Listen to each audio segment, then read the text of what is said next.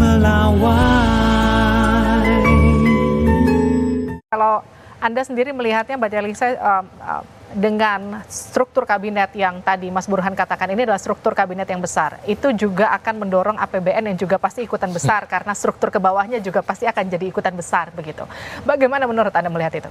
Ya, tentu ini ada implikasi nanti kepada belanja, terutama di sisi belanja pemerintah pusat untuk satu kegiatan belanja pegawai. Jadi artinya bahwa ini kan para menteri, wakil menteri baru tentu ada pos-pos anggaran baru. Meskipun sudah disampaikan di dalam press release Wamenkyu menyatakan bahwa sudah diantisipasi dalam APBN 2025. Jadi katanya pos-pos itu sudah ada karena begitu ada kementerian baru itu harus diajukan anggarannya. Okay. Nah itu juga bagaimana nomenklatur yang terpecah, misalkan kan ada beberapa kementerian yang dipecah ya.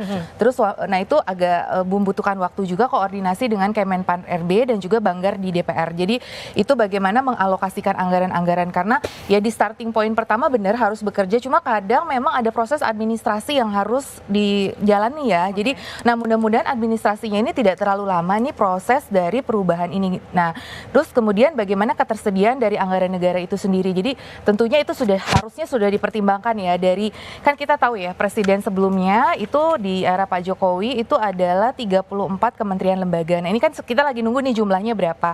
Nah kalau dari data kemarin itu yang Pak Presiden Jokowi itu kalau kita lihat belanja anggaran itu adalah di kisaran 300 miliar rupiah ya untuk anggaran terkait dengan para menteri dan wakil menteri. Nah ini ada salah satu lembaga yang memprediksikan bisa sekitar 1 triliun nih kalau ada penambahan. Tapi nanti harus kita kaji ulang ya, untuk per tahun untuk tambahan dari adanya jabatan-jabatan baru ataupun kementerian baru. Jadi kita memang harus menghitung benar sih berapa tambahan kepada anggaran. Ya pasti itu anggaran bertambah ya. Jadi kalau dari data tadi mencapai 306 miliar per tahun. Nah, ada yang menghitung lembaga ya, kalau saya refer di sini Selios menghitung adalah sekitar 1,95 triliun tambahannya kemungkinan.